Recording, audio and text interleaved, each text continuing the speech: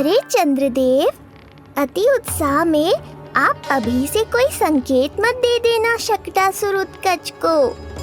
अभी तो उसे कुछ चक्कर और लगाने हैं गोकुल के।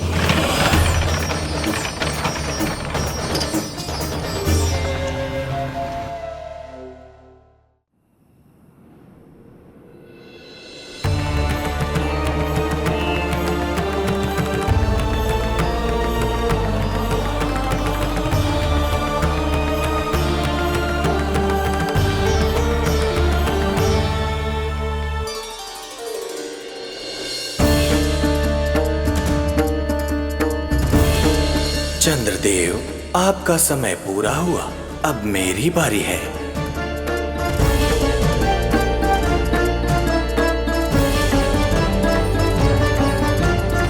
चंद्रदेव तो प्रभु दर्शन में खोए हुए हैं, मुझे ही कुछ करना होगा।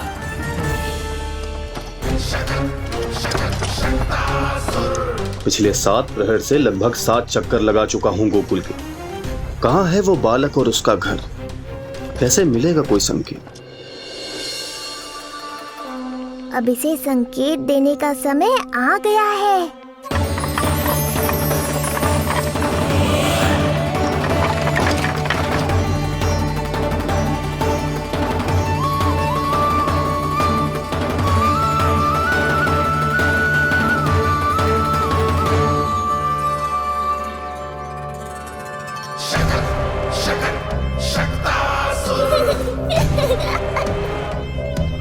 वो रहा। देख रहे हो लल्ला, कितना सुंदर दिन है। हाँ मैया, बहुत अच्छा दिन है आज। अब देख कैसे तेरा काल बनकर तेरे घर में प्रवेश करूंगा, और वो भी बिना बुलाए।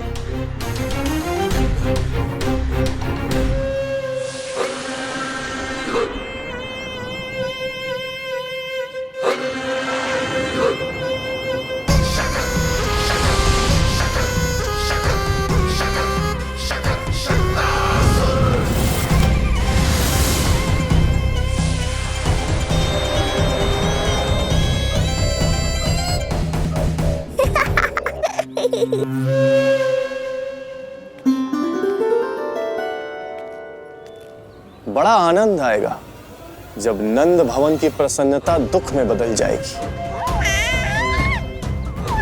जब हर्षोल्लास के इन स्वरों के स्थान पर चित्कारें गूंजेंगी। बड़ा आनंद आएगा।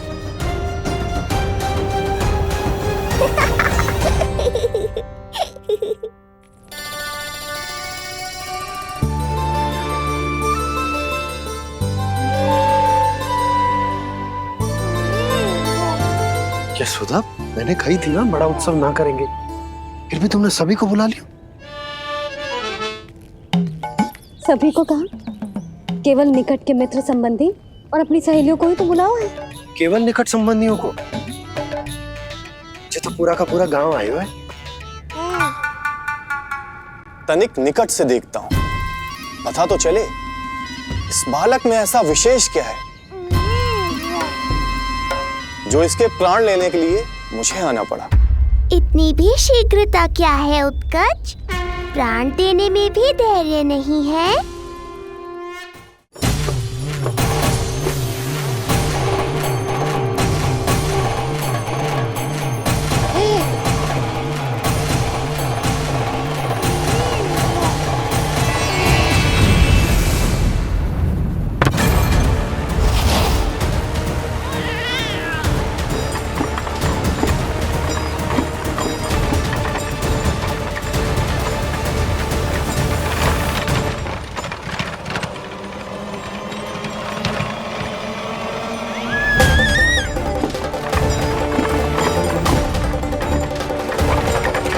बोला रुको।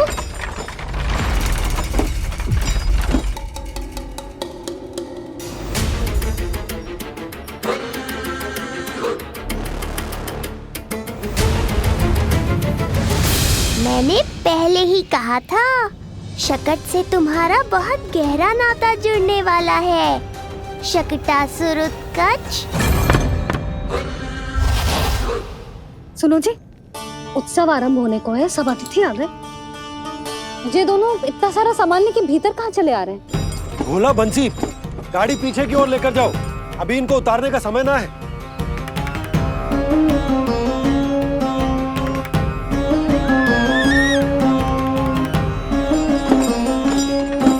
सुनो जी, तनिके से संभालो। तुम कहाँ जा रही हो? पंडित जी के आने के समय हो गए। रोहिणी जीजी को तो बुला लो। आई।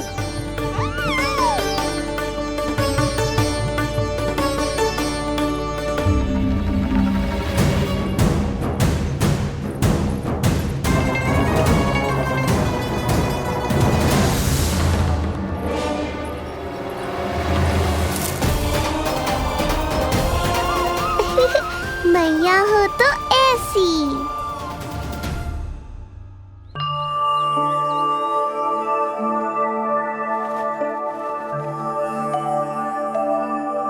आज तुम्हारे छोटे भाई की जन्म नक्षत्र पूजा और उत्सव है, किंतु मुझे क्षमा करना पुत्र, चाहते हुए भी तुम्हें वहां नहीं ले जा सकती। तुम्हारी सुरक्षा के लिए तुम्हारे पिताजी ने ये आदेश दिया था कि मैं तुम्हें सारे जग से छुपा कर रखूं, किंतु आज तुम्हारे जन्म के बाद इतना समय बीत गया है और तुम अब तक। मैं ये नहीं जानती पुत्र, तुम्हारे अस्तित्व की घोषणा करना, तुम्हें सबके सामने लाना उचित होगा या नहीं, किंतु मैं अवश्य जानती हूँ कि तुम्हें इस घर के भीतर यूं बंद करके रखना मेरे हृदय को चीर देता है। जब भी तुम्हें छोड़कर कहीं चली जाती हूँ, मेरे भीतर दुख की एक बड़ी सी लहर उठती है और मेरा हृदय उस लहर में डूब जाता है पुत्र। मुझे क्षमा कर देना। अब तो बस नारायण से एक ही प्रार्थना है, शीघ्र ही ये सब कुछ ठीक हो जाए।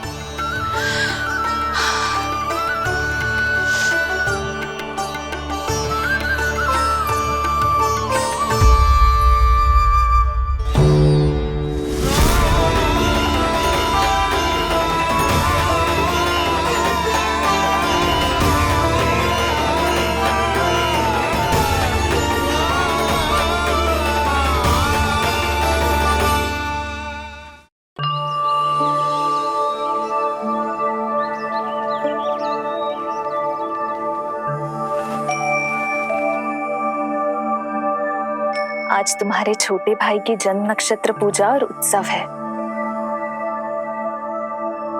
किंतु मुझे क्षमा करना पुत्र, चाहते हुए भी तुम्हें वहां नहीं ले जा सकती।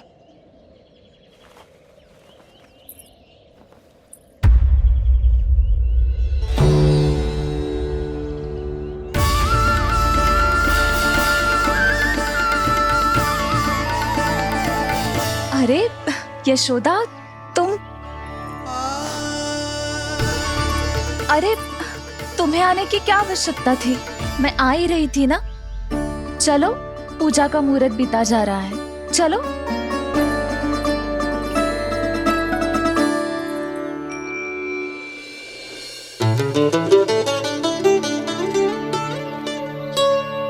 कहाँ रह गई ये दोनों?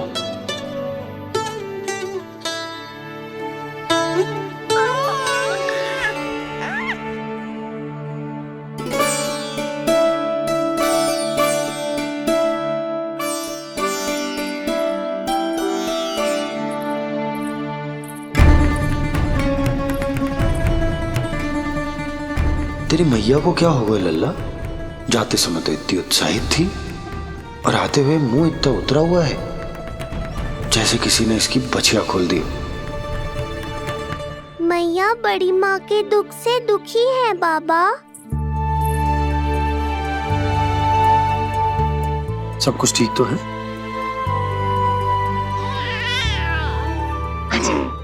आजा।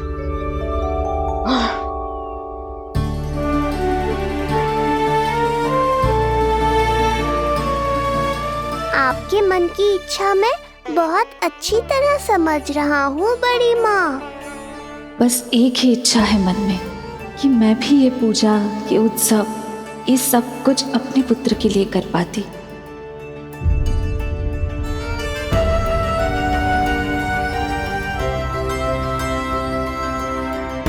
आपका दुख मुझसे छुपाना है जिज्जी।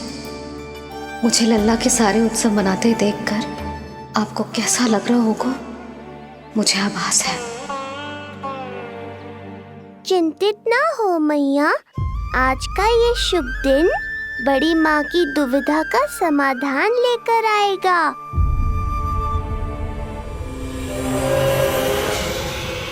पर उससे पहले इस अनचाहे अतिथि उत्कच को संभालने के लिए मुझे निद्रा देवी की सहायता की आवश्यकता पड़ेगी।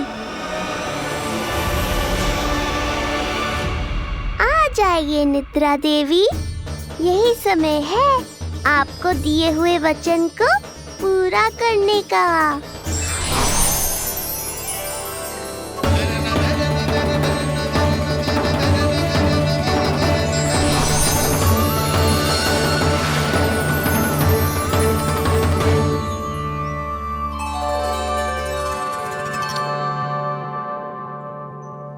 अब तुझे नींद आ रहा है?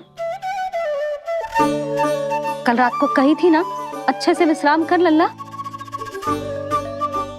जो तो सोगा, ऐसे तो सुलाने में इतनी उठा पटक कर आतो है। अब देखो। नंदराज जी, रानी जी, पूजा की सारी तैयारियां हो गई हैं। अब विधि आरंभ कीजिए। पंडित जी, लल्ला बहुत गहरी नींद में सो गया है। जे पूजा में लल्ला की आवश्यकता नहीं है, बस आप दोनों हैं तो पूजा हो जाएगी।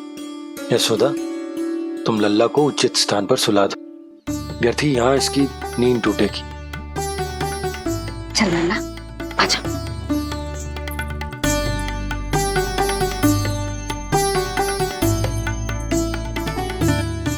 नाना इसे यहाँ ना सुला सकती, यहाँ तो जो अकेला पड़ जाएगा, उसमें दृष्टि भी ना रख पाऊंगी।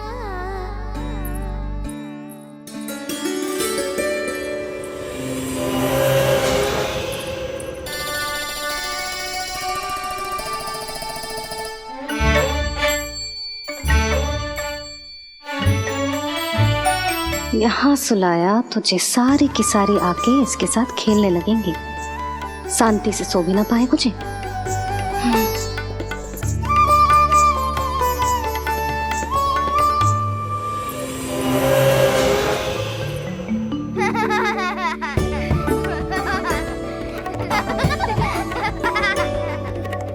लो, यहाँ तो जे सब हल्ला मचा रहे हैं।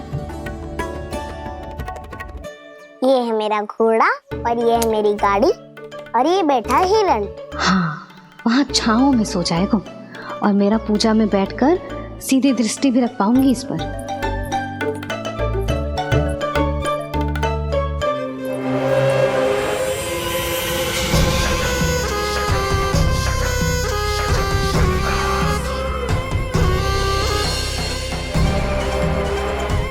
लगा था बहुत श्रम करना पड़ेगा इस बालक तक पहुंचने के लिए, किंतु ये तो हिरण का वो शावक निकला जो अपना वध करवाने के लिए स्वयं ही सिंह के माथ तक पहुंच गया है। उज्जवल, लल्ला पे दृष्टि रखेगो? हाँ रखूंगा ना ताई जी। खेल खेल में भूल तो ना जाएगो? ठीक है। ठीक है मतलब भूल जाएगो? ना ना, दृष्टि रखोगो। देखियो इसे कोई छेड़े ना, हाँ? और धूप लगे ना तो इधर उधर खसका के छाव में कर दी। मेरा अच्छा बच्चा। और हाँ, खिसकाते समय ध्यान रखियो लल्ला मेरी दृष्टि के सामने ही रहे। आप चिंता मत करो ताई जी, बचपन से ही बच्चों को संभालना आता है मुझे। यशोदा, शीघ्रता करो।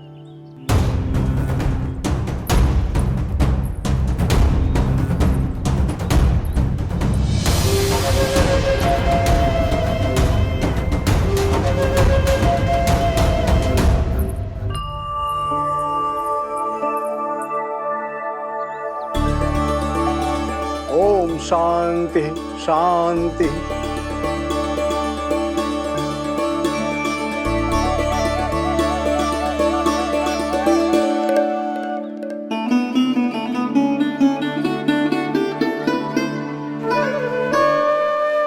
प्रथमेश भगवान श्री गणेश की पूजा करेंगे। भगवान श्री गणेश को गंध, हल्दी और धूप चढ़ाइए। परम धाम परम ब्रह्म परेशम परमेश्वरम विघ्न निघ्नकरम शांतम पुष्टकांतम।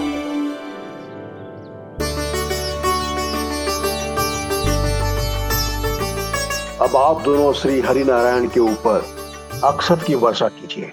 लीजिए।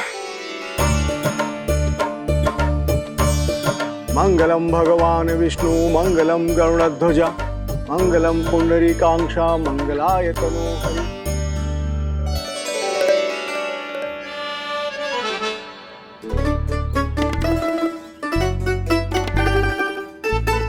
यशोदा,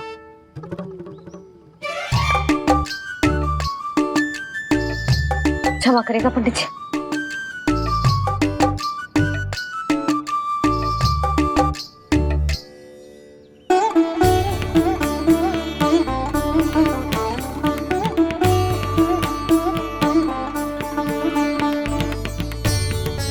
षोडशोपचार विधि संपन्न हुई। अब आप दोनों आंखें बंद करके प्रेम पूर्वक इष्ट देवता से लल्ला के स्वास्थ्य, हित और दीर्घायु के लिए प्रार्थना कीजिए। परम धाम परम ब्रह्म परेशम परमेश्वरम विघ्न निघ्नकरम शांतम पुष्टकांतमनंतकम सुरासुरेंद्र सिद्धेंद्र स्तुतम स्तौम्य परात्परम सुरपति दिनेशम च गणेश कलायनम इदम स्तोत्रम महापुण्यम विघ्न शोकहरम।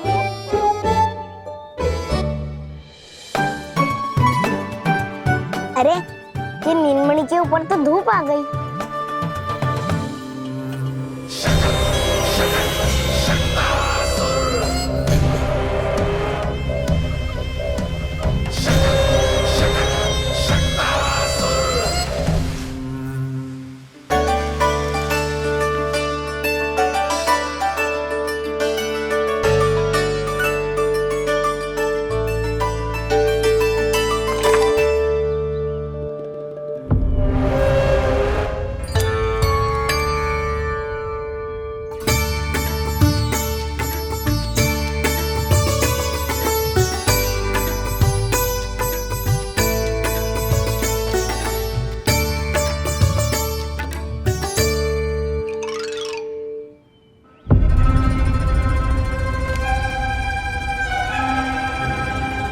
ये धूप तो बार बार आ रही है नीलमणि पर, किंतु ताई जी की बात भी माननी है।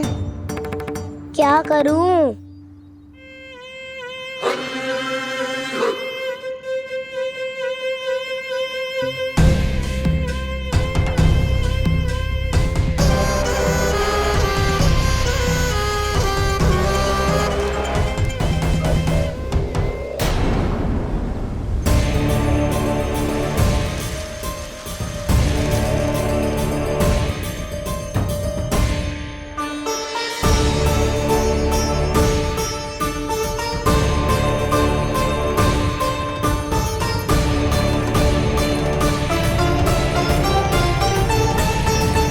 जे उज्जवल भी ना एक कार्य ठीक से ना कर सकता। कहाँ है लल्ला?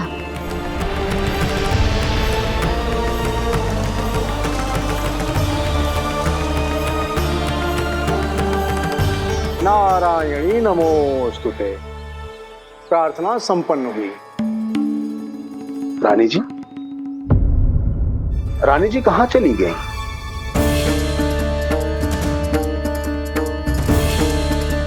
वो रहो, उज्जवल तो पक्की छाव में करती हूँ। मैं व्यर्थ ही क्रोधित हो रही थी।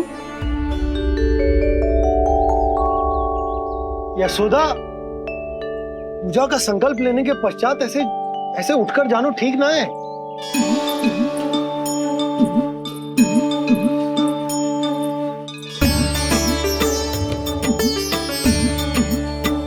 यशोदा, स्मरण है ना जे जन नक्षत्र पूजा हम हमारे लल्ला के हित के लिए कर रहे हैं। ओम सहनावतु सहनो भुनक्तु सह वीर्यं करवावहै यस्मिनावदितमस्तु मा विद्विषावहै। ओम भद्रं कर्णेभिः सूर्यां देवं भद्रं पश्चिमात्।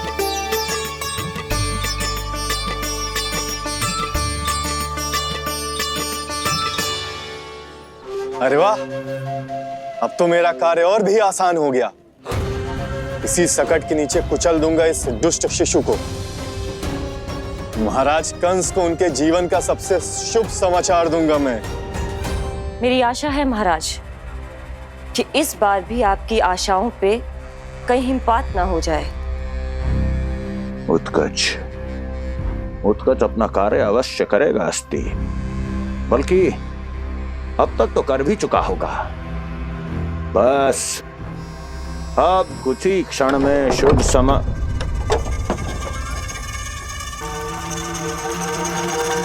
लो, आ गया मेरा शुभ समाचार।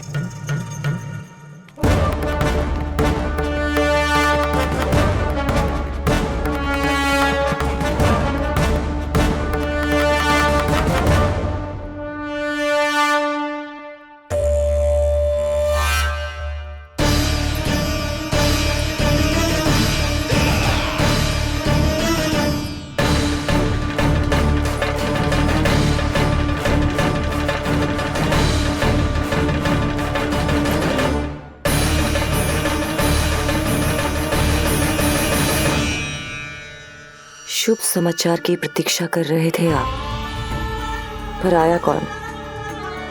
अपशगुन। देवकी, वसुदेव, तुम दोनों यहाँ कैसे? मथुरा नरेश, हम दोनों आपके पास एक विनती लेकर आए।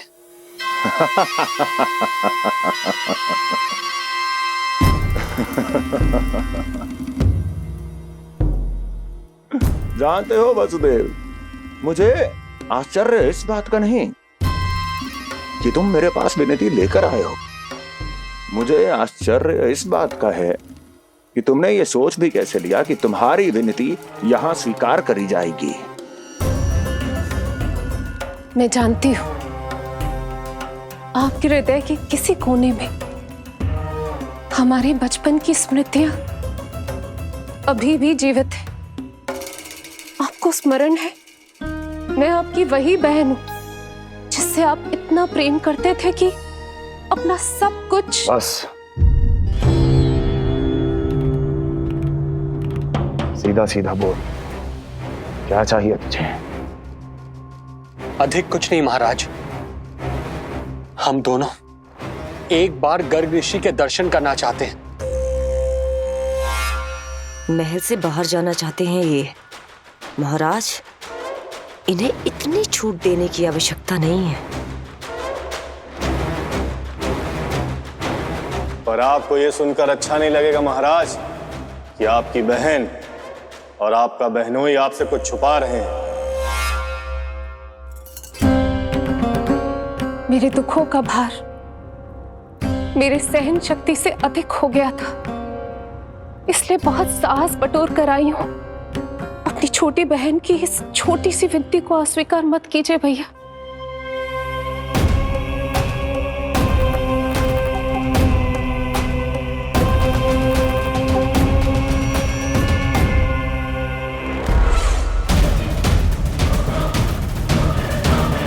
छी छी छी छी, कैसा भाई हूं मैं? मेरी बहन और मेरा बहनोई सामने खड़े हैं और मैं एक अभिमानी सम्राट की तरह इस सिंहासन पर बैठा हूं। छी! नहीं नहीं, ऐसे हाथ जोड़कर मुझे लज्जित ना करें। अरे हाथ तो मुझे जोड़ने चाहिए आप दोनों के सामने। ए देवकी, क्या तेरा भाई इतना निर्दयी है क्या? अरे तेरी एक छोटी सी इच्छा भी स्वीकार नहीं करूंगा क्या? क्या चाहती है? गर्ग ऋषि के आश्रम जाना है तो जा। कुंवर जी, आप तनिक भी चिंता मत कीजिए। कंस अपने परिवार की इच्छा पूरी नहीं करेगा तो किसकी करेगा? आप बस यात्रा की तैयारी कीजिए, आपकी यात्रा का प्रबंध शीघ्र ही हो जाएगा। धन्यवाद मथुरा नरेश। बहुत बहुत धन्यवाद भैया। ठहरिए।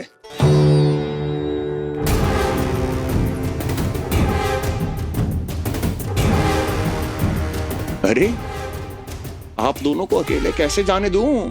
चिंता रहती है मुझे। दसों दिशाओं में शत्रु हैं मेरे, कहीं कुछ अनहोनी घटित हो गई तो।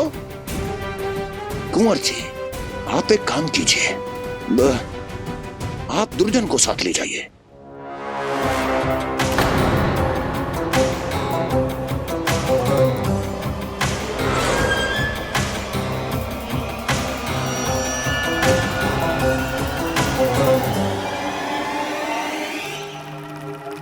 जो आ गया महाराज।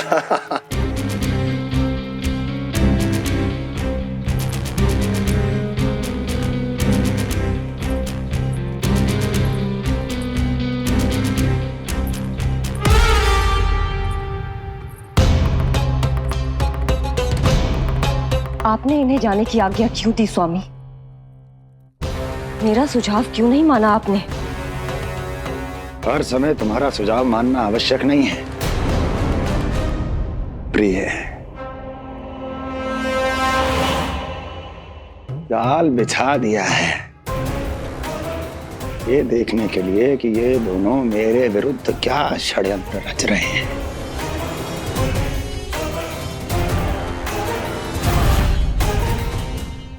पूतना और सूक्ष्म बुद्धि की तरह मैं तेरे जाल में नहीं फंसूंगा विष्णु अवतार। उन्होंने तेरे सामने आने की भूल की थी, पर मैं तुझे दिखाई नहीं दूंगा। अदृश्य रूप में ही तेरा वध करूंगा।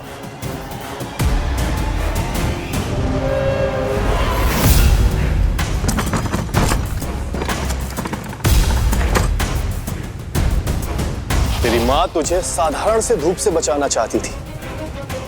क्या दशा होगी उसकी जब मैं तुझे सकट के नीचे कुचल दूंगा।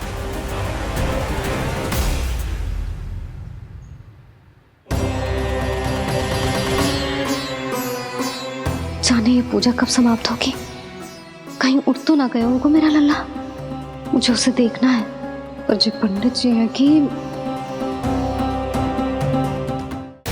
अब देख कैसे इस शकट के भार के नीचे दब जाता है तेरा कोमल तन। यशोदा, पूजा समाप्त होने वाली, आरती को समय हो रहा है। लल्ला सुरक्षित है, चिंता ना करो। कितना नन्हा सा है तू, फिर भी तूने महाराज कंस की रातों की नींद, सुख चैन सब छीन लिया। अब मैं तुझसे तेरे प्राण छीनूंगा। तैयार हो जा।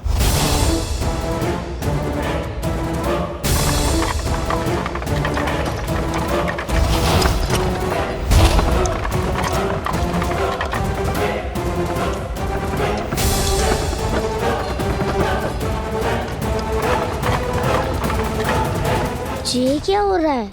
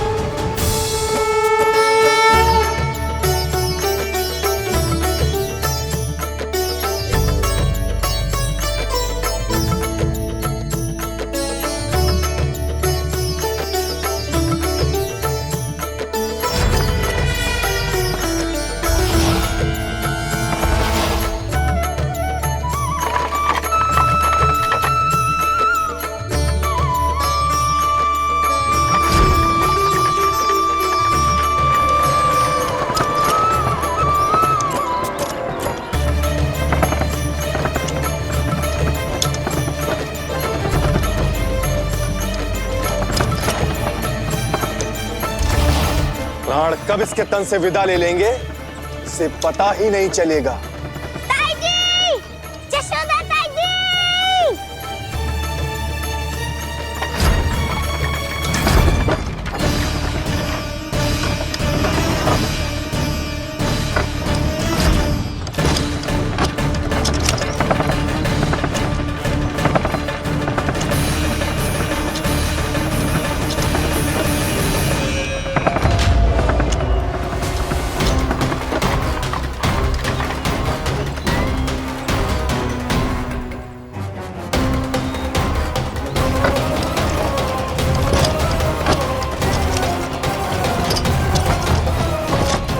निद्रा देवी, समय हो गया है।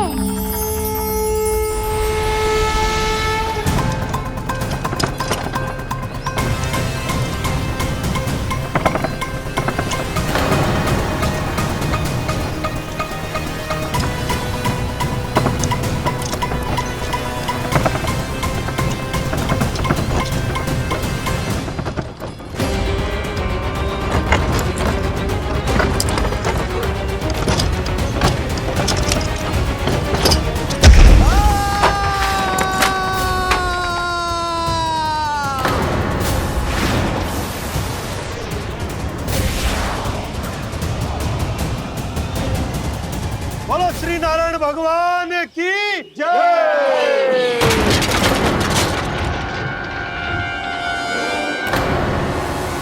यशोदा दाई जी, जल्दी आओ।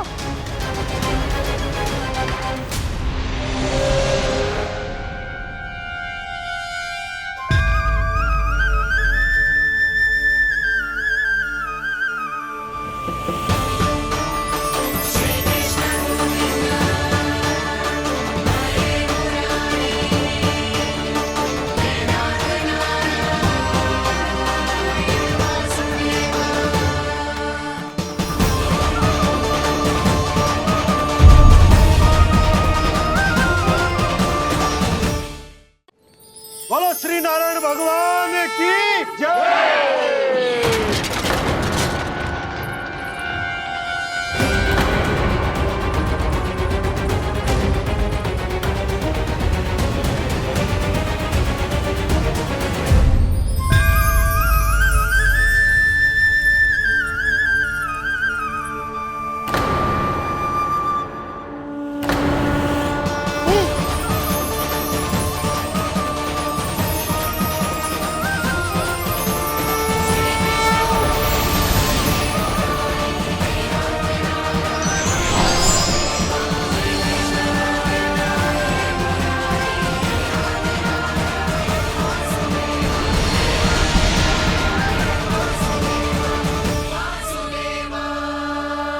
प्रभु,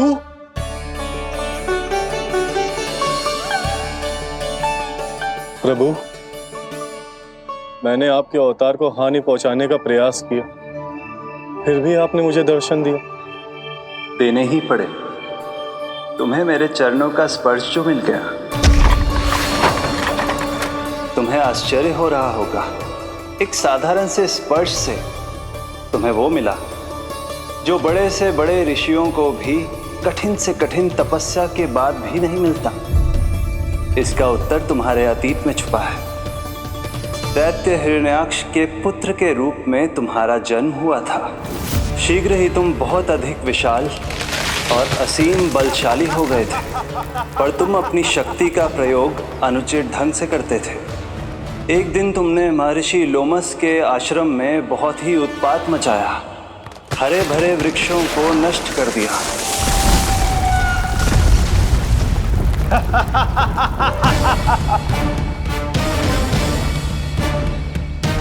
देख क्या रहे हो ऋषिवर? ये विशाल वृक्ष भी मेरे इस विराट तन के आगे कुछ भी नहीं है। जिसे स्वयं अर्जित तक नहीं किया, उस तन पर इतना अभिमान, तो सुन ले, जिनसे तेरा तन बना है उन्हीं पंच तत्वों में इसी क्षण ये विलीन हो जाएगा। ये मेरा श्राप है तुझे, मेरा श्राप है तुझे।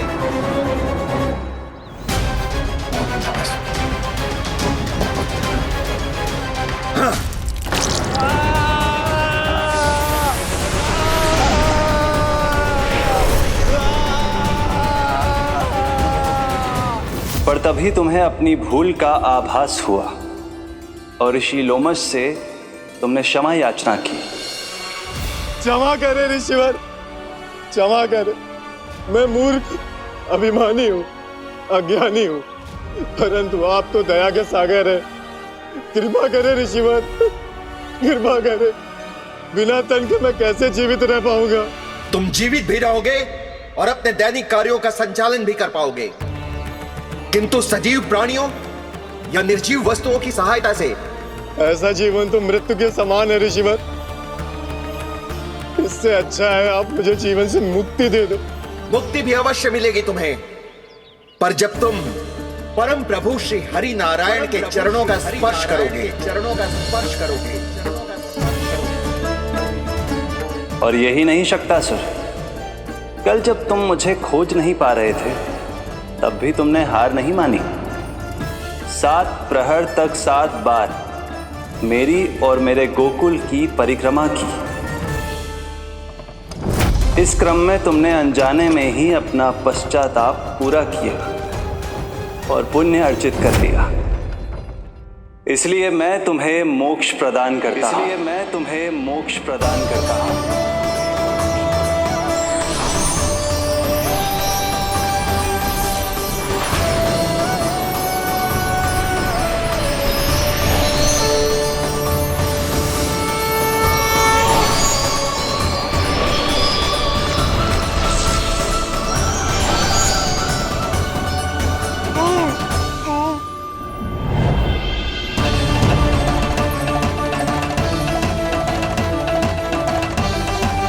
यशोदा ताई जी, जल्दी आओ।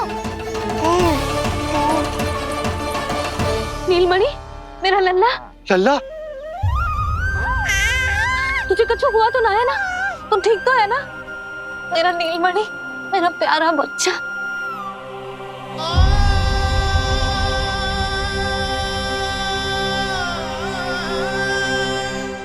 भोला, बंसी, ये सब क्या है?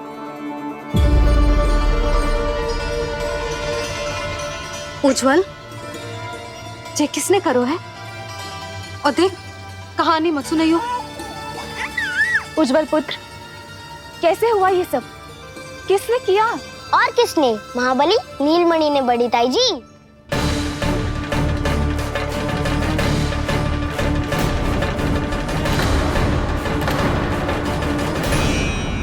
जी क्या बोल रहे हो है? सच्ची सच्ची बता। लो, फिर फंस गया उज्जवल। मैं सच्ची कह रहा हूँ। अचानक तीव्र वेग से वायु चली। फिर ऐसे लगो जैसे कोई भूकंप आ रहा है। और फिर जब मैंने देखा तो ये सकट अपने आप हिल रही थी, खड़खड़ खड़खड़ खड़खड़ खड़खड़। फिर मैंने साहस दिखाया और उस सकट को रोकने का प्रयास करो। पर सकट ना रुको, जे हिले ही जा रहा था, खड़खड़ खड़खड़ खड़खड़ खड़खड़ खड़खड़ खड़खड़।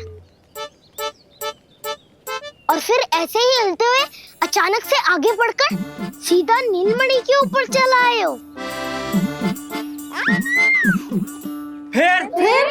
और फिर सकट भी हिल रहा था, खड़खड़ खड़खड़, और सकट का सामान भी हिल रहा था, थरथर थरथर।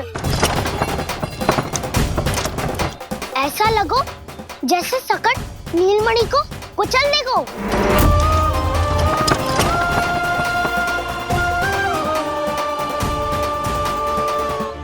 पर तभी जे जाग गए हो, इसने खींचकर अपने पांव का प्रहार करो और चीख गया सकट आकाश पे।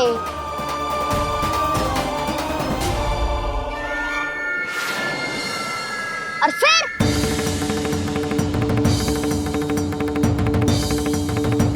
धड़ाम, सब भूमि पे गिरकर चकनाचूर।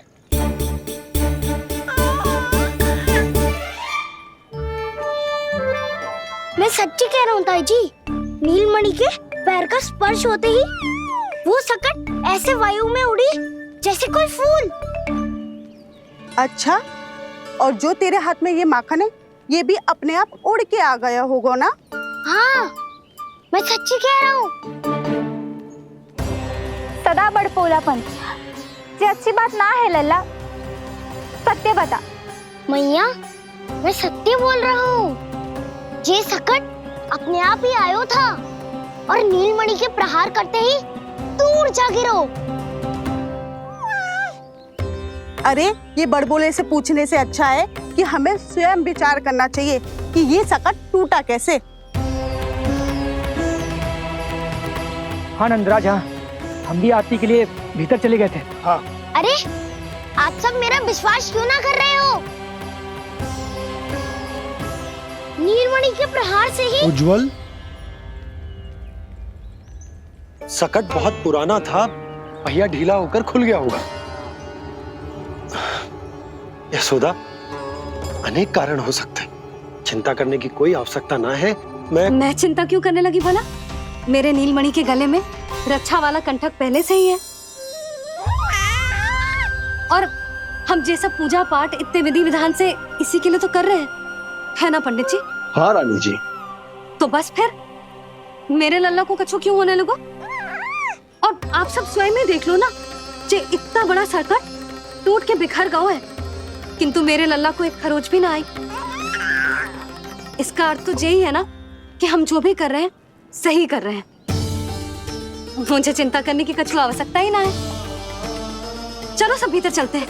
हाँ हाँ, लल्ला को भूख भी लगी आई होगी। चल।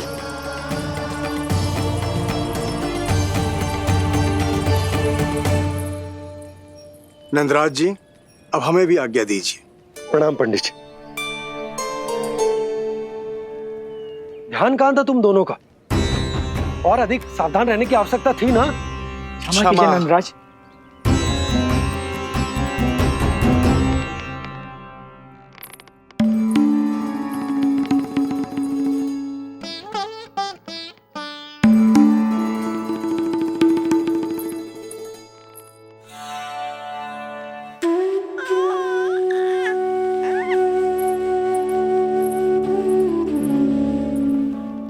यशोदा, क्या हुआ?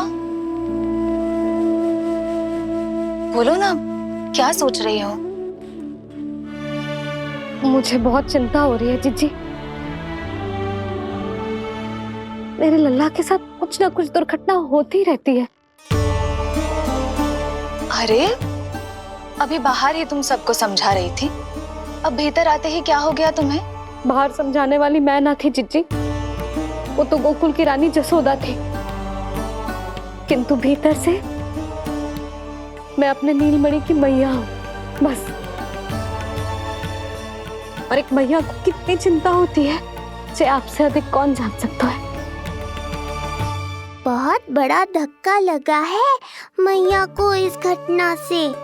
अब तो ये मेरी रक्षा के लिए और भी अधिक चिंतित हो जाएंगी।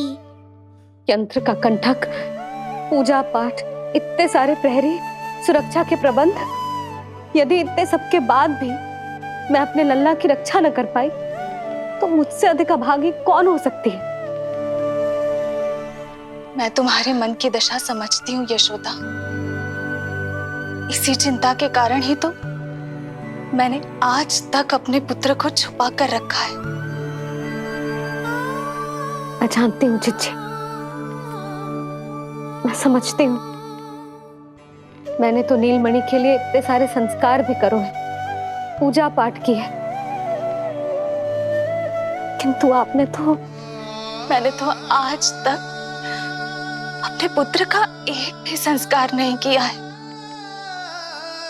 आंसू पोंछ लीजिए बड़ी माँ, शीघ्र ही सब कुछ ठीक हो जाएगा। जब मैंने उसे जन्म दिया, उसके बाद से आज तक न उसे घर के बाहर लाई हूँ, न कोई संस्कार किया है। मैं तो उसका नामकरण भी नहीं करवा पाई हूँ यशोदा। उसके जन्म के समय स्वामी ने यह संदेश भिजवाया था कि उस कंस को हमारे पुत्र के बारे में तनिक भी भनक नहीं पड़नी चाहिए। तब से आज तक भय के छाव में जीती आई हूँ कि वो कंस कहीं हमारे पुत्र को भी ना मार दे, जैसे देवकी के सारे संतानों को मार दिया है। ये आशंका कभी सत्य नहीं होगी बड़ी माँ, मैं हूँ ना। माँ अपनी संतान के मन की बात बिना कहे ही समझ जाती है। आप भी समझ जाओ ना मैया।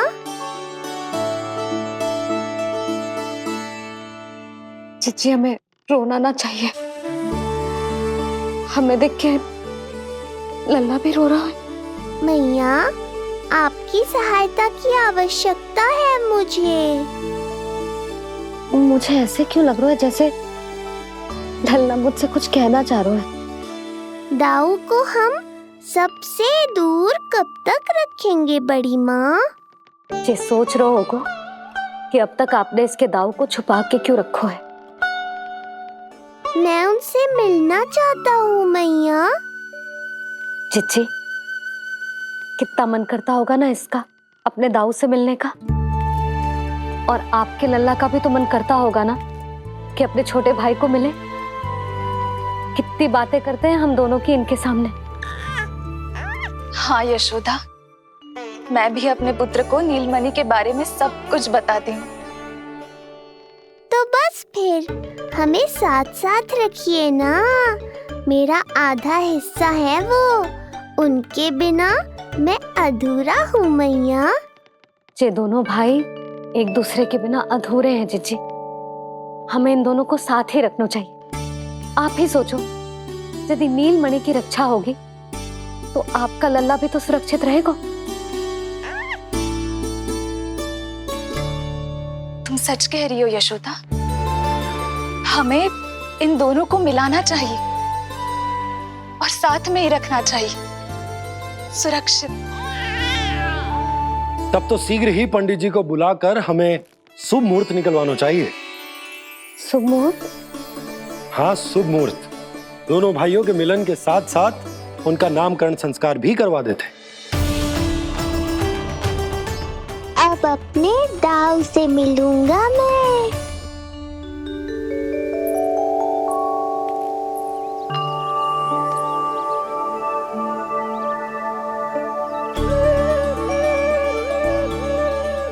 ऋषिवर की दिव्य आभा के कारण ये वातावरण कितना शुद्ध, कितना पवित्र लग रहा है ना। हाँ देवकी, इनका तेज ही ऐसा है कि इनके निकट केवल पवित्रता ही वास कर पाती है। किसी भी प्रकार की दुष्टता इनके पास जाने से पहले ही नष्ट हो जाती है।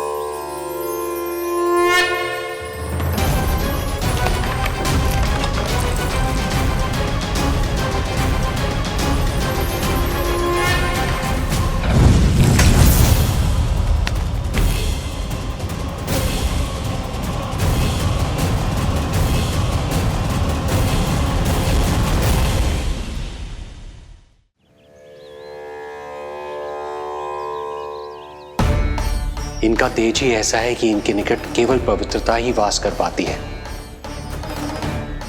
किसी भी प्रकार की दुष्टता इनके पास जाने से पहले ही नष्ट हो जाती है। यदि महर्षि की इच्छा के बिना मैंने भीतर प्रवेश किया तो कहीं ये मुझे श्राप ना दे दे। नहीं, इससे तो अच्छा है कि मैं यहीं आश्रम के बाहर रुकूं और यहीं से इन दोनों पर दृष्टि रखूं।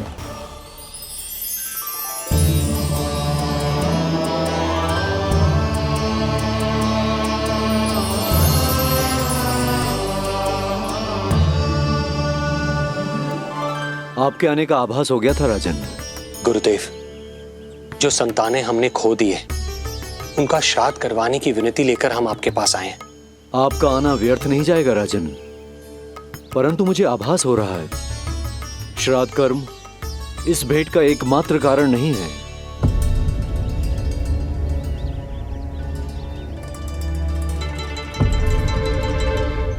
आपको उसकी या कंस की चिंता करने की कोई आवश्यकता नहीं है।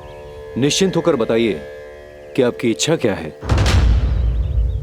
गुरुदेव, वर्तमान में मेरी प्रथम पत्नी रोहिणी पुत्र सहित गोकुल में निवास कर रही है। हमारे उस पुत्र का और भाभी यशोदा के पुत्र का नामकरण संस्कार करवा दीजिए। बस यही हमारा सौभाग्य होगा। मुझे कुछ सुनाई क्यों नहीं दे रहा है? देवी रोहिणी से उत्पन्न आपका पुत्र यादव कुल का राजकुमार है और यादवों का गुरु होने के नाते उसका संस्कार कराना हमारा कर्तव्य है।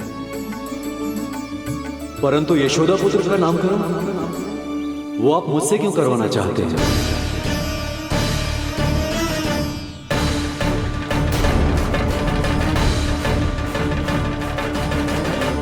गुरुदेव, सत्य ये है कि रुक क्यों गई रानी देवकी? आपके मन में जो कुछ है कहिए। ये कैसी दुविधा में फंस गया मैं। यदि मैंने गुरुदेव को यशोदा पुत्र का सत्य बताया तो कंस को भी पता चल जाएगा, और यदि नहीं बताया तो कहीं ऐसा ना हो कि ऋषिवर ही बुरा मान जाए। लगता है आप दोनों की दुविधा मेरे अनुमान से भी बहुत बड़ी है। अपनी या अपने पुत्र की कुंडली लाए हैं राजन? जी गुरुदेव, अपनी कुंडली है मेरे पास। देवकी,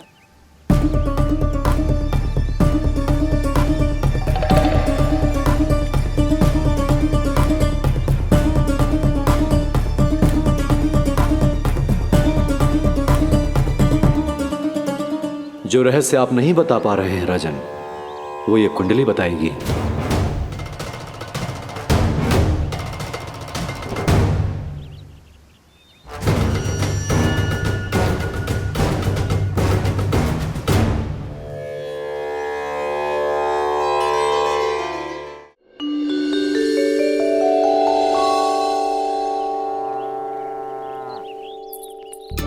लल्ला, बता कैसी है जगदा? मैया को हो क्या गया है आज? देख, सही सही बताइयो।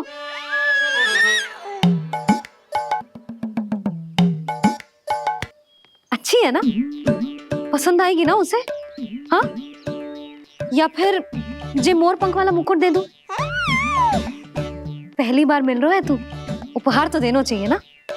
पर बड़े तो वो है ना मैया, उपहार तो वो देंगे मुझे।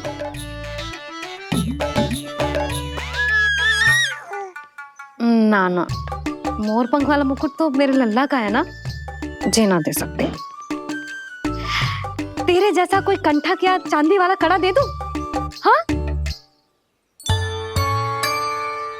इस मिलन के लिए मुझसे अधिक उतावली तो मैया है।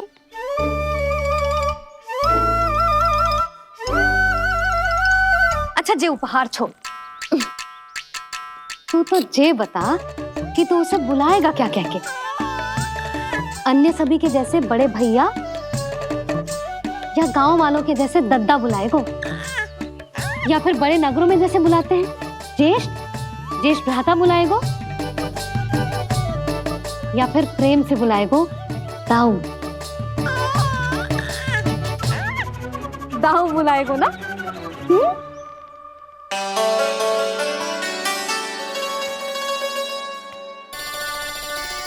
सुनो आपने, हमारे लल्ला ने निर्णय ले लियो, ये अपने भैया को ताऊ कहकर बुलाएगो।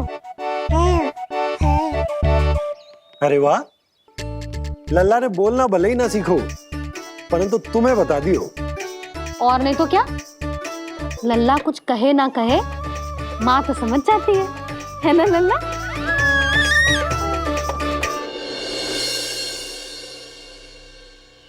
और इसने दाऊ वाली बात पे हाँ भी की है। हाँ, हाँ तो सदानंद जी ने भी कर दी है। लो, मैं तो भूल ही गई। क्या कही पंडित जी ने? बता तो ना यशोदा, बाहर से आया हूँ, हाथ पैर तो धो लूं। हाँ, ये लो। अब बताओ, कब का मुहूर्त निकालो है? तनिक हाथ मुंह पूछ लूं। अब बताओ क्या कही उन्होंने? यशोदा, थक गए हूँ, तनिक सांस तो लेने दो। बाहर से आया हूँ, जल ना पूछोगी?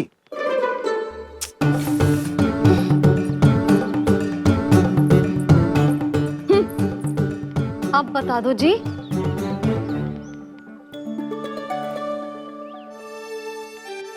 बाबा अब बता भी दो, नहीं तो खेल खेल में खेल हो जाएगा। हाँ बताओ।